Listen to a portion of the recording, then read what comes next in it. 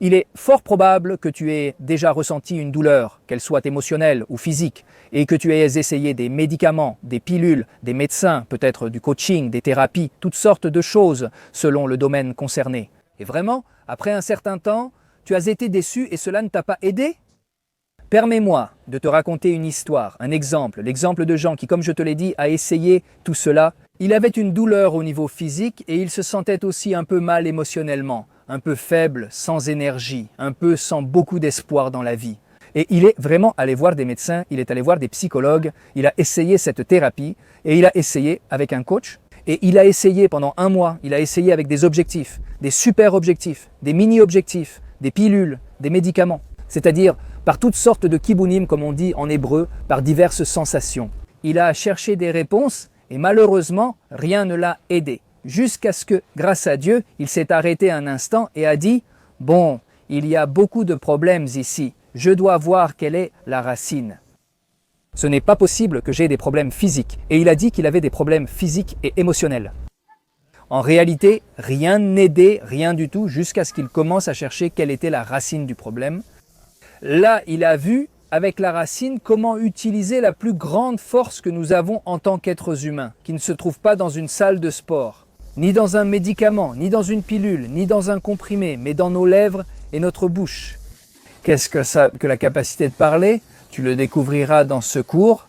Si Dieu le veut, ce seront des secrets de guérison incroyables. Ce n'est ni magique, ni ésotérique, ni mystérieux. La neuroscience et la physique quantique le savent déjà, c'est-à-dire ce dont je vais te parler, c'est la science alliée à la spiritualité. Évidemment, nous le savons déjà. Dans le judaïsme, nous avons des secrets millénaires que la science commence seulement à découvrir aujourd'hui. Mais évidemment, comme le judaïsme est la voix de Dieu, la Torah est la voix de Dieu dans ce monde.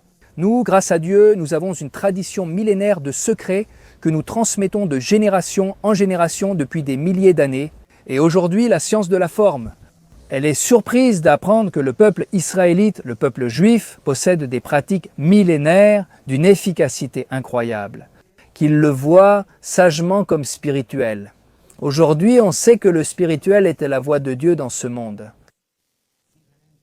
Cela se produit simplement, cela arrive et cela fonctionne parce que la science, la vraie science, évidemment la science qui dit les choses telles qu'elles sont, la spiritualité telle que nous la concevons dans le judaïsme va toujours de pair avec elle. Je vais d'abord t'expliquer de façon conceptuelle pour que tu comprennes de quoi il s'agit. Je vais être très bref parce que je veux aller vite pour te donner des exercices que tu peux déjà appliquer dès aujourd'hui. Et si Dieu le veut, ils vont t'aider et te guérir, si Dieu le veut, toi ou tes proches. Ou même à distance. Comme je l'ai expliqué dans d'autres vidéos, il existe même la guérison à distance. C'est aussi de la science et c'est aussi du judaïsme, c'est spectaculaire. Donc très brièvement, je veux te raconter ce qui suit. Le mot, pourquoi le mot a-t-il autant de force? D'abord, si on va au niveau des origines du mot, il faut voir que Dieu a créé le monde et crée à chaque instant le monde avec sa parole. Avec les 22 lettres en hébreu, Dieu a créé le monde à son époque. Et il faut savoir que, selon les Juifs, nous savons, la Torah nous explique, que la création de Dieu est une création constante. Dieu crée constamment son monde. Dieu n'a pas créé le monde il y a des milliers d'années. Et voilà, c'est un monde créé. Et que les gens se comportent et agissent comme ils le font, ce n'est pas que Dieu ne le permette pas. Dieu aime son monde, Dieu t'aime, Dieu a confiance en toi et Dieu te supervise à chaque instant et te crée à chaque instant. Tes cellules sont créées à chaque instant, Dieu t'insuffle la vie à chaque instant. En fait, le mot âme qui se dit en hébreu et le mot respiration qui se dit comme tu vas l'entendre sonnent très similaires. Ils ont pratiquement les mêmes lettres. Il faut savoir que la respiration que tu as, si tu touches ta poitrine, en gros, tu vas à ta poitrine avec la main droite en haut à gauche. Je te recommande de commencer par cet exercice. Après avoir fait un peu de concentration, de pleine conscience, un peu de méditation très simple, on commence par le premier exercice, puis je poursuivrai avec mon explication sur les mots, c'est impressionnant. On commence le premier exercice. Mets-toi à l'aise. Essaie d'être dans la prochaine respiration. 4 secondes d'inspiration, 7 secondes de rétention de l'air et 8 secondes d'expiration. Inspire comme si vous sentiez le parfum d'une belle fleur, le parfum d'une belle fleur.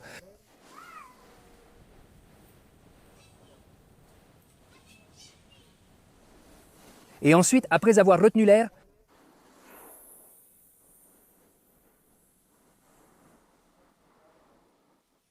vous expirez. Et essaie de ressentir comment ton cœur bat.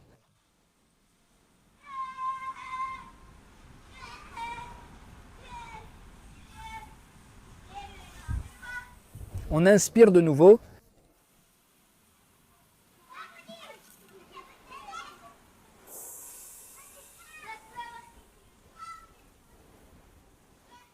Essaie d'expirer comme si tu voulais éteindre une bougie. Encore une fois.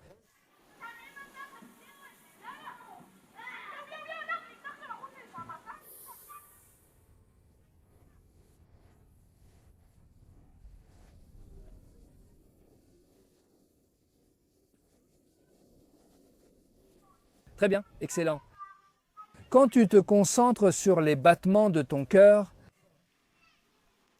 comme tu le sais, ton cœur est autonome et tu ne peux pas le contrôler. Il bat grâce à Dieu. Ce battement, si tu vas en profondeur, tu peux voir comment ce battement, comme je te l'ai dit, est autonome. C'est Dieu qui te donne la vie, comme je te l'ai dit, respiration. Même lorsque tu fais aussi cet exercice de respiration que je t'ai appris, c'est aussi ce que tu fais en somme. C'est essentiellement activer ton nerf vague, comme je l'explique dans plusieurs vidéos sur ma chaîne. Le nerf vague est l'autoroute de ton calme. C'est comme un bouton vert au niveau figuratif. Tu l'actives surtout par divers exercices, dont la respiration. Tu dois sûrement te sentir plus calme maintenant qu'avant de commencer à écouter ce cours. Par conséquent, le nerf vague est cette autoroute de ton calme qui est essentiellement un nerf crânien avec de nombreuses ramifications nerveuses qui touchent différentes parties de ton corps, le cœur, même tes intestins. Il passe par ta gorge, ton thorax, ta poitrine, ton cœur, jusqu'à ton abdomen, tes intestins. Spectaculaire. Il est responsable, il est le protagoniste de ta digestion, essentiellement de ton calme, de ton repos. C'est le grand protagoniste du système nerveux parasympathique qui est le système de ton calme. C'est spectaculaire. Très bien, je te l'ai expliqué très brièvement pour que tu saches que lorsque tu respires, comme je t'ai appris à te calmer de façon simple, tu dois savoir que tu actives le bouton de ton calme dans ton corps. Impressionnant. Donc, nous allons continuer à parler du mot Dieu. Comme je te l'ai dit, Dieu crée le monde, il a créé et il crée le monde. Constamment. Avec les 22 lettres en hébreu, il faut savoir que la Kabbale explique de grands secrets sur ce sujet. Les lettres sont, chaque lettre a des secrets incroyables. L'Aleph est la première lettre, la Bet est la deuxième lettre, la Gimel la troisième. Il y a 22 lettres. Chaque lettre cache un secret incroyable. C'est spectaculaire, impressionnant. Mais ce que je veux te dire, c'est que chaque lettre que tu prononces, chaque mot que tu dis, Dieu t'offre aussi la possibilité de créer.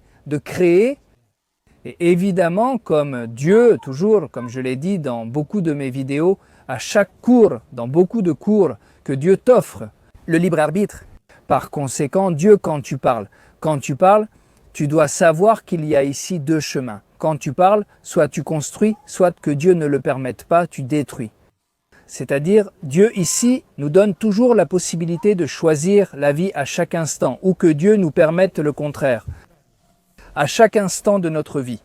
Surtout lorsqu'il y a une décision d'ordre éthique, moral, c'est là que se définit ton libre arbitre, que se définit ta liberté de choisir. Dieu dit dans la Torah, Ubakarta Bachayim, choisis la vie. Il nous place toujours dans des situations. Évidemment, il y a des fois où ce sont des situations subtiles, très délicates. Ce n'est pas que ça se joue au niveau, au niveau pratique. C'est une décision du destin de ta vie, mais parfois c'est quelque chose de plus léger.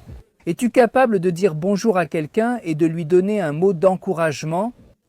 Peut-être que tu ne sauves pas le monde à cet instant, mais sache que ce bonjour, un bon sourire, au bon moment, au bon endroit, à la bonne personne, peut probablement donner beaucoup de vie à cette personne. Tu peux égayer la vie de quelqu'un et cela peut entraîner une chaîne de choses excellentes à l'avenir. Il y a aussi beaucoup de secrets ici. Nos sages disent que si quelqu'un fait une bonne action, c'est qu'il vous aime.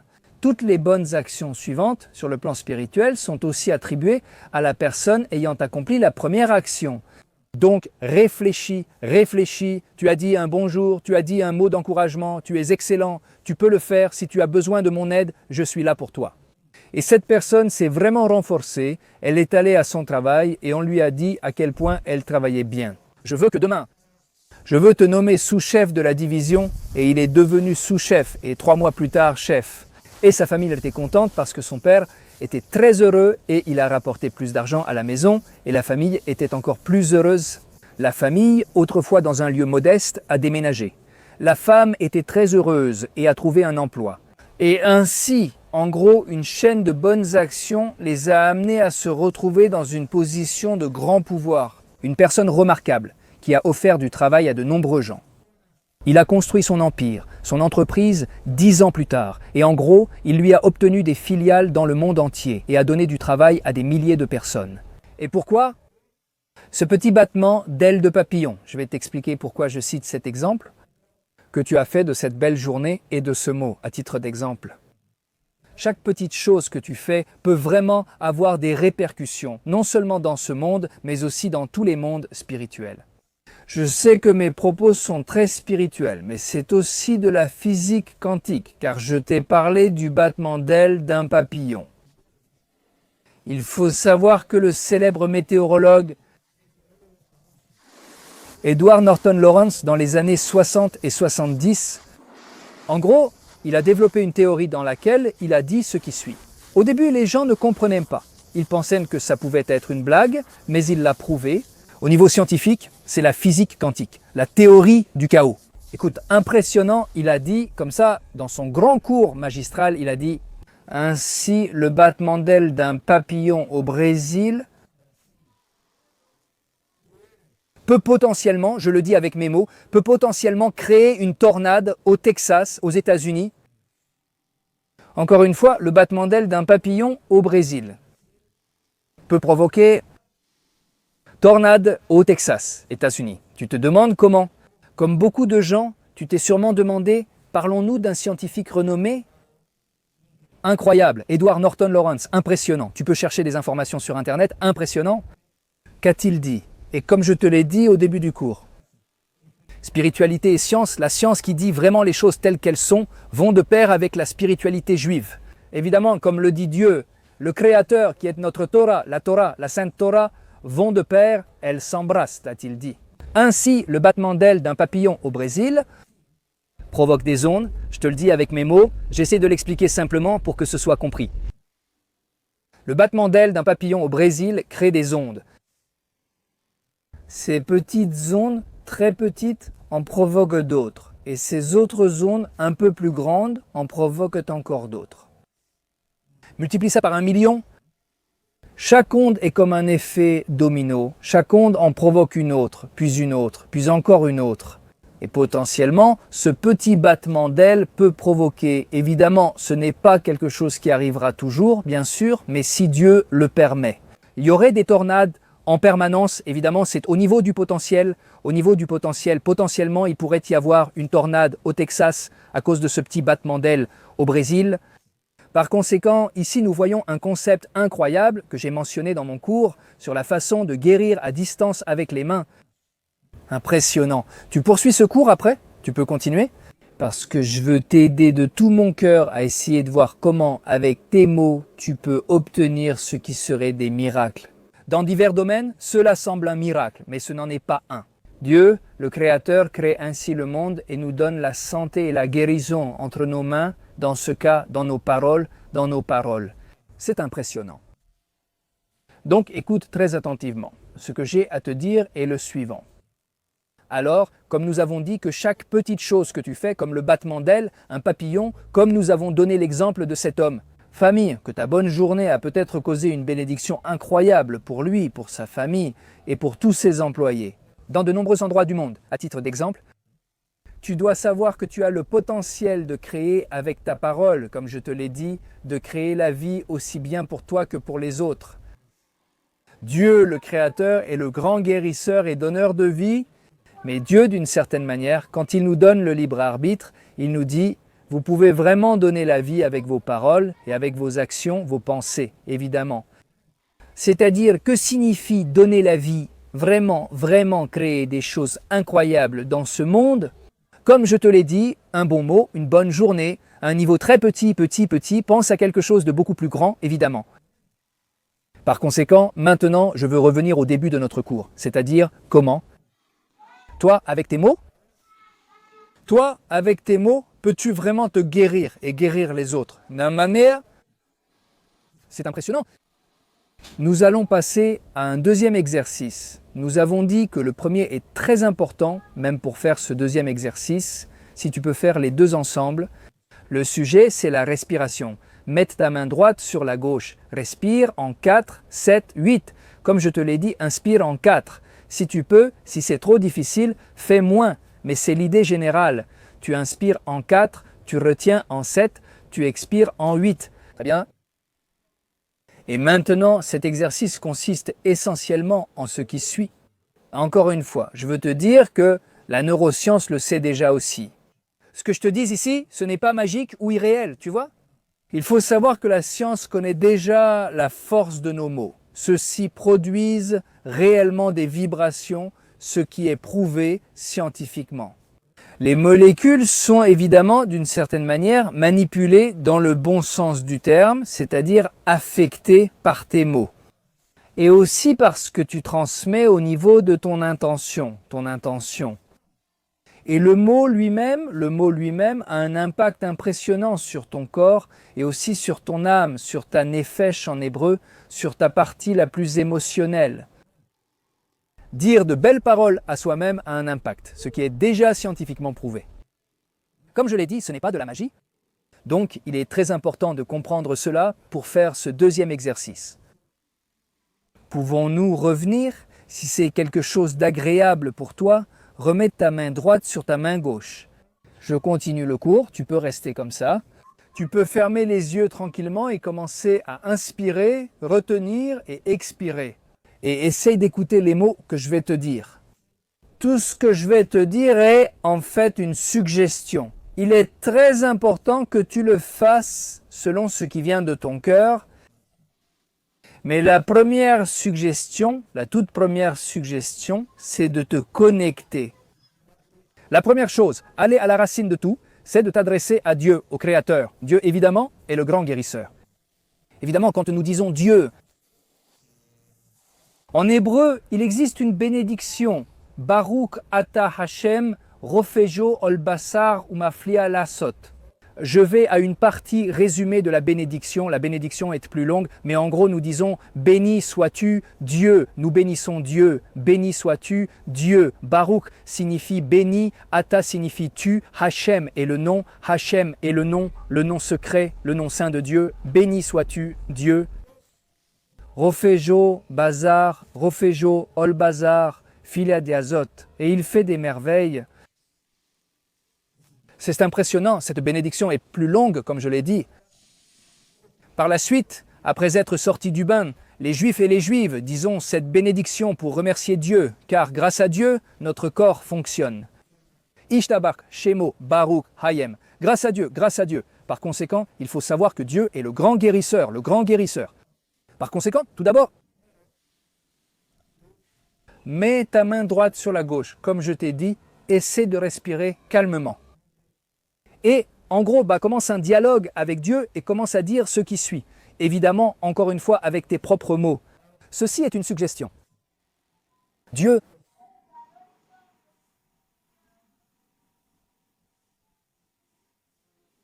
merci de m'avoir montré. Merci parce que tu m'aimes. Merci parce que tu as confiance en moi. Et je veux ce que tu veux. Et je ne veux pas ce que tu ne veux pas. Et tu es le grand guérisseur. Et tu veux le meilleur pour moi. Et tu veux le meilleur pour le monde entier. Par conséquent, je te demande alors, là toi, par exemple, si tu as mal quelque part dans ton corps, ou si une émotion te fait souffrir, ou si une émotion te fait souffrir, ou les deux à la fois, peux-tu leur dire au revoir au Créateur? Dieu, merci de me montrer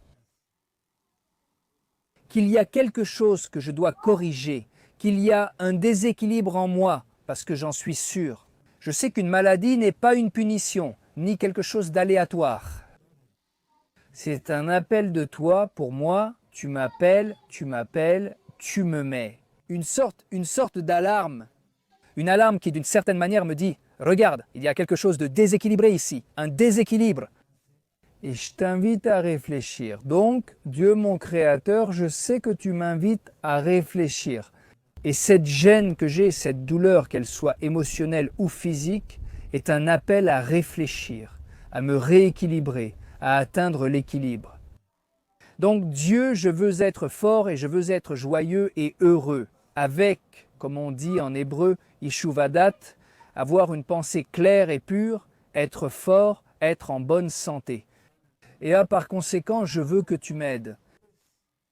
Trouveras-tu un moyen de trouver la racine de ce problème? Parce que mon objectif, Dieu, mon Créateur, ce n'est pas d'éteindre le symptôme, ce n'est pas simplement de prendre un comprimé pour que cette douleur se taise et d'éteindre le symptôme. Si je ne traite pas la racine, ça reviendra plus tard ou dans quelques heures. Non, moi je veux aller à la racine. Dieu, je te demande donc de me guider, m'éclairer et révéler la racine de ce problème. J'ai fait quelque chose de mal, j'ai dit quelque chose de mal, j'ai mal parlé de quelqu'un ou j'ai une mauvaise attitude. Par exemple, si tu as mal quelque part, par exemple ma posture, tu as mal aux épaules, par exemple, est-ce que ma posture est incorrecte? Aide-moi Dieu à adopter une bonne posture et à bien marcher. Si je suis à l'ordinateur de mon travail, aide-moi à rester droit, guide-moi aussi sur le plan émotionnel, aide-moi à me rendre compte si j'ai dit ou fait quelque chose de mal à quelqu'un, aide-moi à le corriger, à lui demander pardon. Au bon moment, quand cette personne sera calme, dire les mots justes, que cette personne accepte ce que j'ai à lui dire. Améliorer, c'est-à-dire aide-moi Dieu dans n'importe quel domaine à améliorer ce que je dois améliorer, toucher et aller à la racine du problème. Et au moment où je touche la racine et que je vais à la racine, aide-moi Dieu à corriger ce que je dois corriger et d'une certaine manière que cette douleur, cette souffrance disparaisse. Parce que je suis allé à la racine et avec ta grâce, avec ton aide, avec ta guidance, je l'ai amélioré parce que tu m'as aidé à m'améliorer. Seul, je ne peux rien faire. Que pourrais-je faire? J'essaye. Mais moi, tout comme mon cœur bat grâce à ta grâce divine, à ta miséricorde qui me donne la vie, et je ne peux pas. Je ne peux pas donner de force à mon cœur. Grâce à Dieu, le cœur bat parce que tu me donnes la vie. De même, sans ton aide, je ne peux rien faire dans ma vie. Je veux vraiment le meilleur et évidemment, j'ai des responsabilités dans ma vie, mais sans toi, je ne peux rien faire tout seul. Je peux avoir de bonnes intentions, mais j'ai besoin de ton aide. Et d'une certaine manière, tout cela consiste à le faire, comme je te l'ai dit, si c'est une position confortable, main droite en haut à gauche, et parler avec Dieu. Ceci, comme je te l'ai dit, est une suggestion. L'important, c'est que tu trouves un moment pour parler avec Dieu, avec tes mots. Et demande-lui la guidance, et en gros, essaie de trouver. Ceci, même si Dieu le veut, n'attends pas d'avoir un mal. Car si Dieu veut que tu te sentes bien et que tu sois bien, mais vouloir aller mieux, vouloir accomplir ta mission dans la vie, essaie de prendre cet exemple que je t'ai donné, ce conseil que je t'ai donné, et de l'intégrer dans ta routine quotidienne. Cela peut être à un moment et un lieu fixe, le matin après t'être levé ou le soir avant de te coucher. Tu peux chercher des moments où personne ne te dérange, dans des endroits calmes, dans des lieux où tu te sens en sécurité et où tu peux parler tranquillement. Évidemment, il est important que ton téléphone soit en mode silencieux, qu'il n'y ait pas de distraction. C'est-à-dire, essaie d'éviter tout type de stimulus qui pourrait te déranger et trouve le moment que tu estimes optimal pour parler avec Dieu. Ceci est un secret de nos sages kabbalistes. On dit en hébreu « parler avec Dieu ».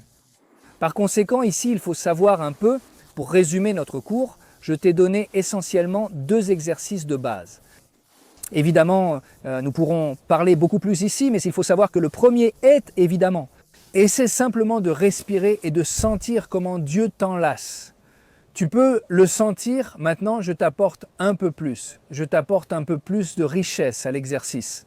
Une lumière chaude et dorée t'enlace. Et tu peux aussi amener cette lumière chaude à la douleur que tu ressens. Que ce soit physiquement, à un endroit précis de ton corps, ou émotionnellement, une lumière dorée et chaude enveloppe cet organe ou cette partie du corps ou cette douleur émotionnelle.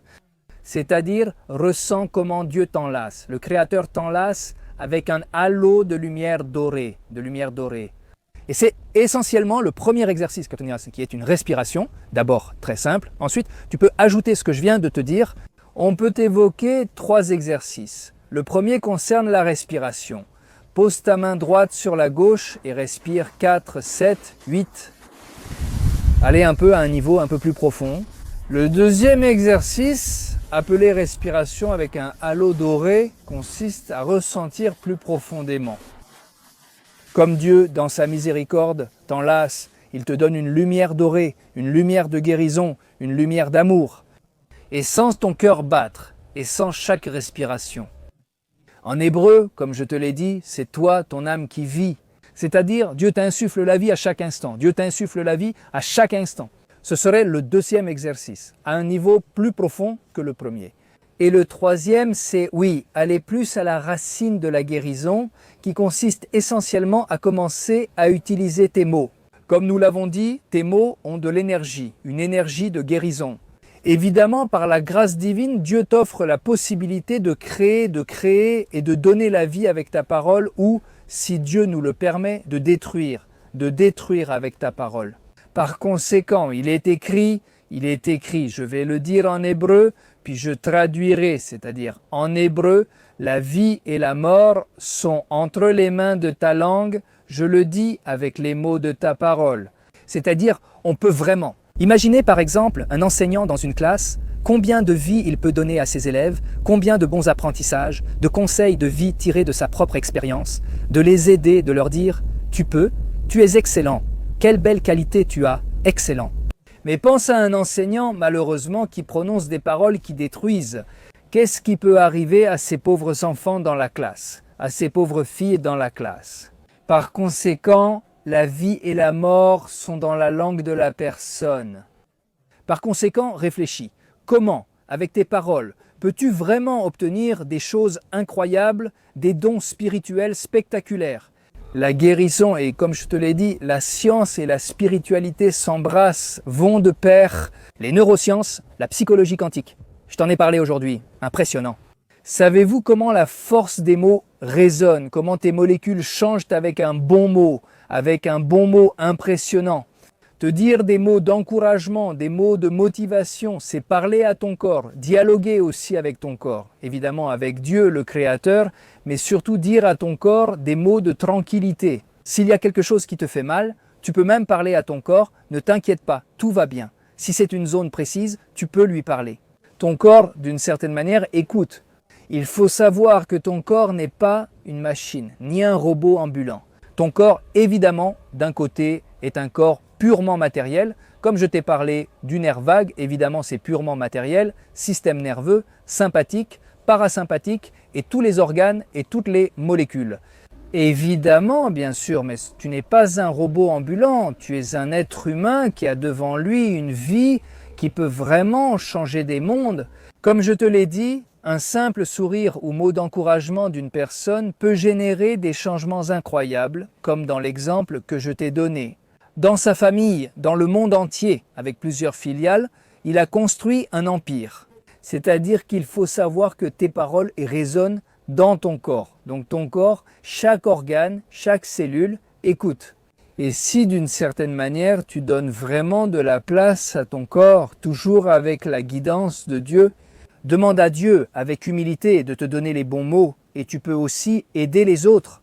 J'en ai parlé dans un autre cours, comme je te l'ai dit, la guérison à distance, avec les mains, par exemple, ça existe, la science le sait aussi, c'est aussi une science impressionnante et c'est impressionnant de voir comment les mots, la bonne intention, avoir une bonne intention, un bon mot, dire à ton corps des choses comme tu vas bien, tu es tranquille. Dieu le Créateur nous protège, nous aime, il veut que nous fassions sa volonté, notre mission dans la vie. Par conséquent, j'ai besoin que tu ailles bien, tu parles comme avec un ami.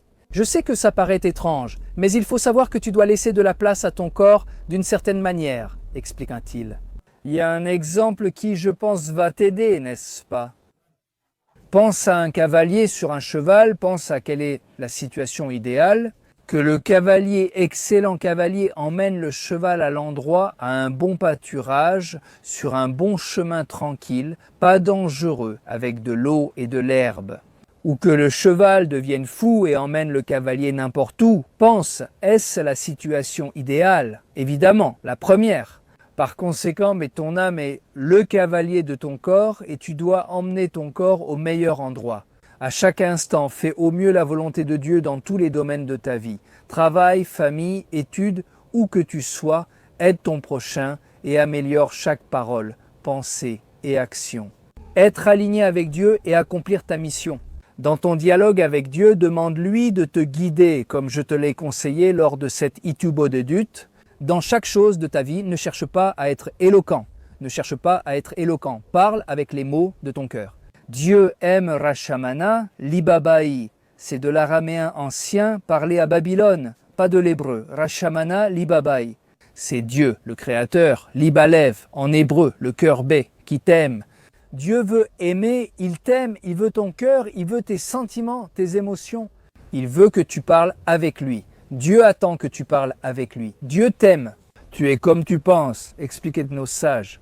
Comme un couple déjà avancé en âge, qui a miraculeusement eu son fils unique, ils étaient déjà âgés, c'était déjà assez miraculeux, et ils ont eu un enfant grâce à Dieu. Combien d'amour pour cet enfant unique, Dieu t'aime infiniment plus que ce couple pour leur fils unique. Tu dois penser que tu es comme l'enfant unique de Dieu. Dieu aime chaque individu comme son enfant unique. Cela t'apportera de l'amour pour l'humanité. Bien sûr, ce n'est pas pour que je me sente seul, au contraire. Dieu m'aime comme son enfant unique. Et Dieu aime chaque créature, chaque personne comme son enfant unique. Et donc, je dois aimer les autres, respecter les autres.